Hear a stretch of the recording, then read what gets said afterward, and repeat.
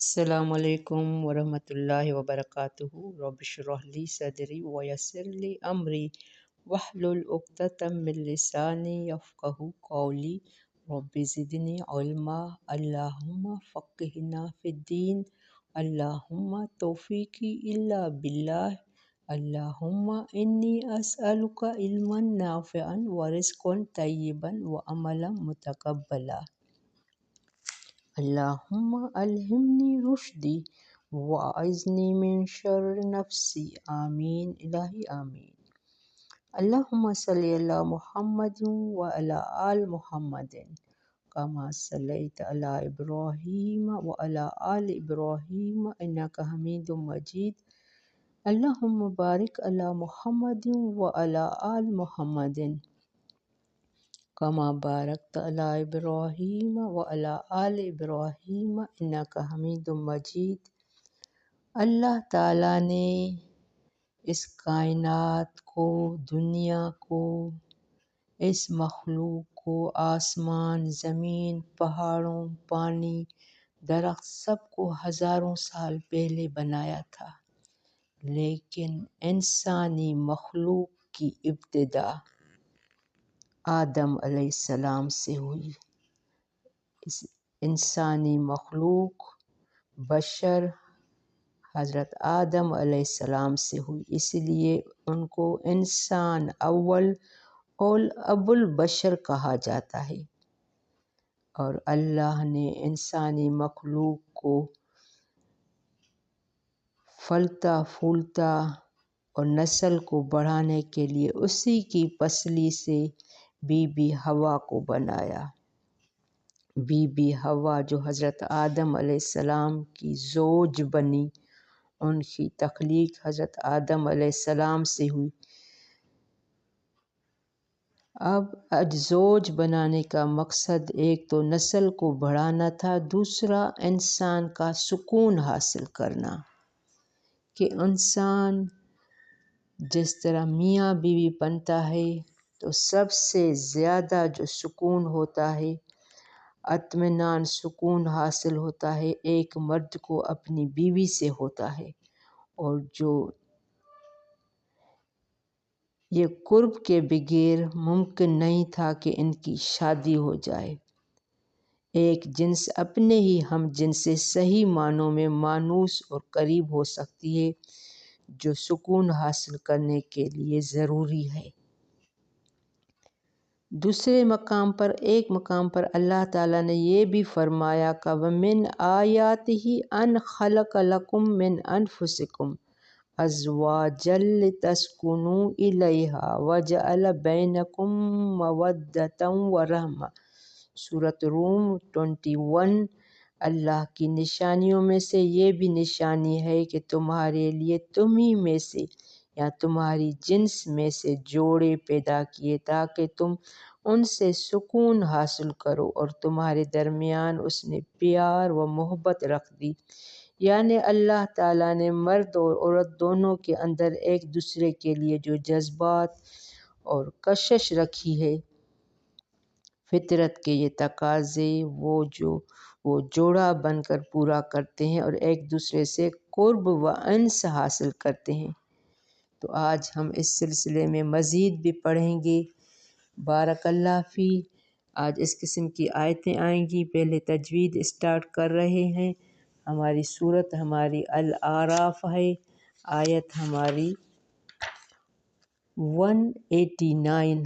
اعوذ باللہ من الشیطان الرجیم، بسم اللہ الرحمن الرحیم۔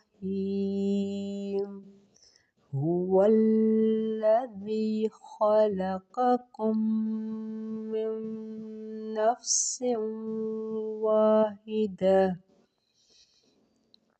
واحدة وجعل منها زوجها ليسكن إليها فلما تغشاها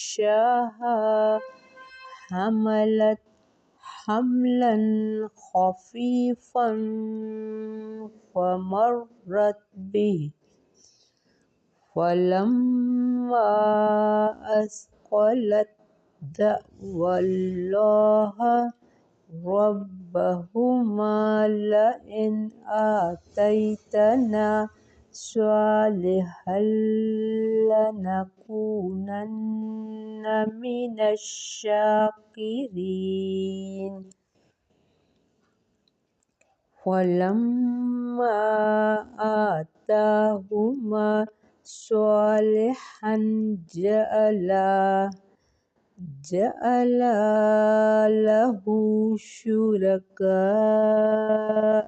فيما آتاهما وتعالى الله عما يشركون أيشركون ما لا يخلق شيئا وهم يخلقون ولا يستطيعون لهم نصرا ولا أنفسهم ينصرون وإن تدعوهم إلى الهدى لا يتبعوكم سواء عليكم أدعوتموهم أم أنتم صامتون۔ بارک اللہ فی، ہم یہاں 193 پر اسٹاپ کر رہے ہیں۔ اللہ تعالیٰ نے ہمیں زوج کا مقصد بتا دیا ہے، تو ہمیں اس کا احساس ہونا چاہیے کہ اللہ تعالیٰ نے میاں بیوی کے لیے یہ ریکارڈ رکھا ہے کہ وہ ایک دوسرے سے سکون کریں۔ زوج کو پیدا کرنے کا مقصد ایک دوسرے کو سکون پہنچانا ہے۔ کس طرح دو اجنبی انسان ایک دوسرے کے لیے محبت پیدا ہو جاتی ہے، لیکن یہ آپ بھی ذہن میں رکھیں کہ شیطان پہلے دن سے اس زوج کا دشمن ہے۔ وہ چاہتا ہے کہ ان کے درمیان جدائی ڈالیں۔ تو ہمیشہ اس بات کا احساس رکھیں کہ ہمارا دشمن ہمارے پیچھے ہے۔ آپس میں لڑائی جھگڑا نہ کریں، ایسی نوبت کبھی نہ آئے کہ طلاق کی سچویشن پیدا ہو جائے۔ یہ سب شیطان کرواتا ہے۔ وَالَّذِي خَلَقَكُم مِّن نَّفْسٍ، وہی ہے جس نے پیدا کیا تمہیں جان سے۔ کس سے؟ آدم علیہ السلام سے۔ واحدۃً، ایک ہی۔ وَجَعَلَ مِنْهَا زَوْجَهَا، اس نے بنایا اس سے جوڑا اس کا، یعنی اللہ تعالیٰ نے بی بی حوا کو الگ سے نہیں بنایا تھا، اس کی پسلی میں سے، اسی میں سے جوڑا بنایا تھا، تاکہ زیادہ سے زیادہ اس دھرتی پر جو زیادہ سے زیادہ محبت ہے وہ میاں بیوی کی ہے۔ لیکن شیطان کی وجہ سے آج کل جو زیادہ طلاقیں ہو رہی ہیں، مسائل پیدا ہو رہے ہیں، حالانکہ اللہ تعالیٰ نے قیامت میں لکھ دیا کہ اس کی پسلی سے، یعنی اسی کی میں سے ایک جسم ہے۔ میاں بیوی کو دوسری آیت میں ایک دوسرے کا لباس بتایا گیا ہے۔ یہ آپ انڈر لائن کر دیں، یہ بہت اہم لائن ہے۔ وَجَعَلَ مِنْهَا زَوْجَهَا، اس نے بنایا اس سے جوڑا اس کا، آدم کی پسلی سے، لِيَسْكُنَ إِلَيْهَا، مقصد بھی بتا دیا تاکہ وہ سکون حاصل کریں طرف اس کے۔ محبت اور رحمت شادی کا مقصد ہے۔ یہ اصل سکون، اصل محبت کب ہوگا؟ جب یہ لڑکا لڑکی یا کوئی بھی مرد عورت آپس میں نکاح کرتے ہیں۔ اس کے بغیر وہ نکاح یا وہ سکون کبھی یہ لوگ حاصل نہیں کر سکتے۔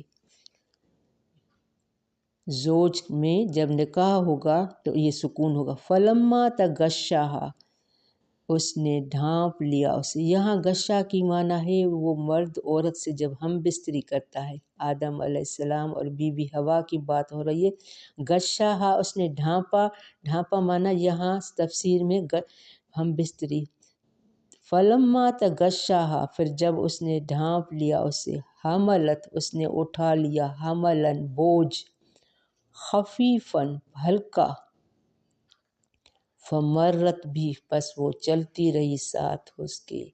جب آدم علیہ السلام اور بی بی حوا ساتھ ہوئے آپس میں تو اللہ نے ان کو ایک حمل ٹھہرایا۔ اب یہاں سے بچے کی پیدائش، بچے کا وجود، اللہ تعالیٰ کی مخلوق کیسے پروان چڑھی، سب اللہ تعالیٰ ایک آہستہ آہستہ بتا رہے ہیں کہ کس طرح انسانی مخلوق اسٹارٹ ہوئی۔ اس میں ہم سب کے لیے سبق ہے کہ یہ سب اللہ کرتا ہے اور ہمیں سجدہ اور عبادت بھی صرف اسی کی کرنی چاہیے۔ آگے آ رہا ہے فلما اسقلت پھر جب وہ بوجھل ہو گئی، بوجھل ہو گئی یعنی اس کا بچہ جو پیٹ میں تھا، بوجھل ہو جانے سے مراد جب بچہ پیٹ میں بڑا ہو جاتا ہے تو جوں جوں ولادت کا وقت قریب آتا جاتا ہے والدین کے دل میں خطرات اور تہمات پیدا ہو جاتے ہیں۔ بالخصوص جب عورت کو اٹھا کی بیماری ہو تو انسانی فطرت ہے کہ خطرات میں وہ اللہ کی طرف رجوع کرتا ہے، چنانچہ وہ دونوں اللہ سے دعا کرتے ہیں اور شکر گزاری کا عہد کرتے ہیں۔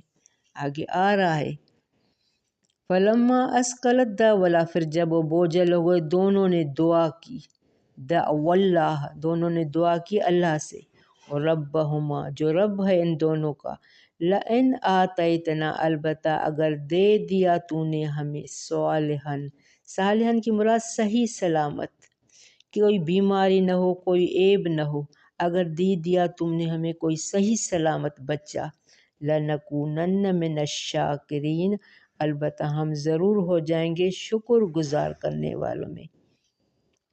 یہاں جو بھی مائیں ہوں گی، باپ ہوں گے، سب یہ سچویشن سمجھتے ہوں گے کہ واقعی ایسا ہوتا ہے۔ جب ہماری ڈیلیوری کے دن قریب آتے ہیں تو سارا دن ہم یہی دعائیں کرتے ہیں کہ اللہ صحیح سلامت نیک صالح اولاد دینا، تو ہم اللہ کا شکر کریں گے۔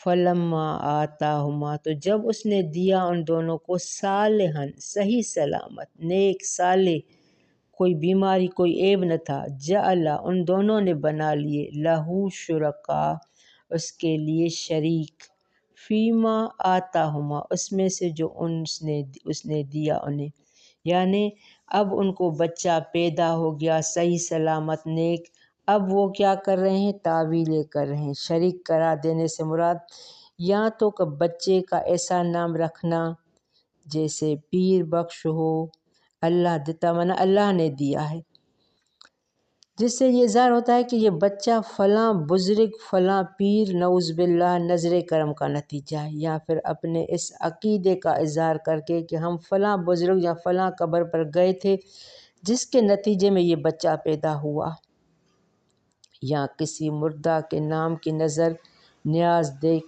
یا بچے کو کسی قبر پر لے جا کر اس کا ماتھا وہاں ٹکا دے، یہ ساری شرک کی صورتیں ہیں، اللہ کا شریک ٹھہرانے کی۔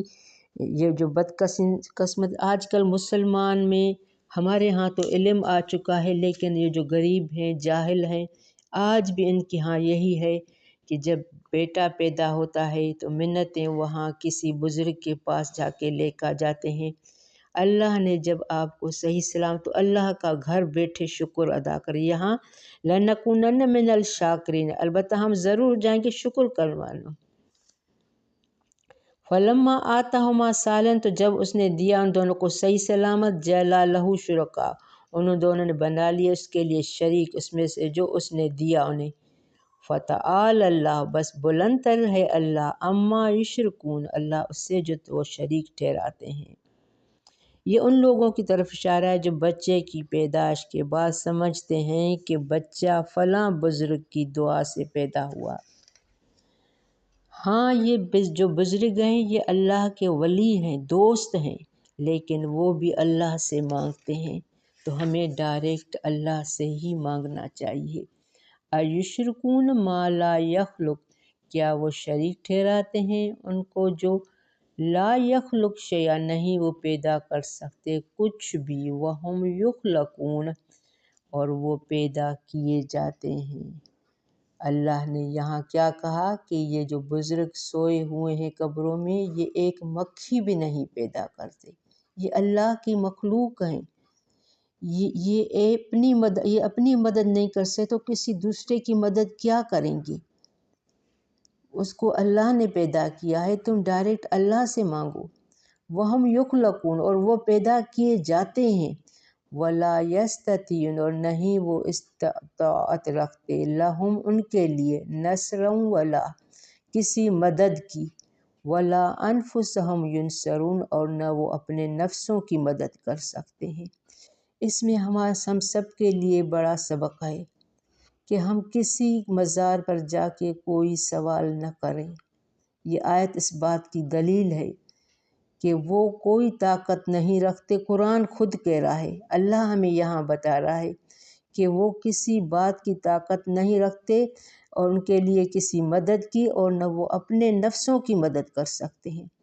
وَأَن تَدْعُوهُمْ، اور اگر تم بلاؤ انہیں، إِلَى الْهُدَىٰ، طرف ہدایت کے، لا يتبعوکم، نہیں وہ پیروی کریں گے تمہاری۔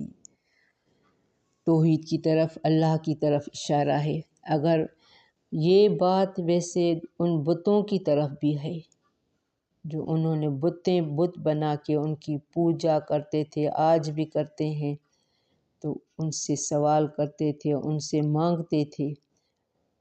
جب تم انہیں بلاؤ ہدایت کی طرف، لا یتبعوکم، نہیں وہ پیروی کریں گے تمہاری، سواء علیکم، یکساں ہے تم پر، ادعوتموہم، خواہ بلاؤ تم انہیں، ام انتم صامتون، یا تم خاموش رہو، ایک ہی بات ہے۔ مردے ہوں یا مورتیاں ہوں، تم بھلے قبروں میں اندر ہوں، دفن ہوں، تم انہیں بلا کے دیکھو، وہ جواب نہیں دیں گے، برابر ہے۔ تو ہم نے یہاں کیا سیکھا؟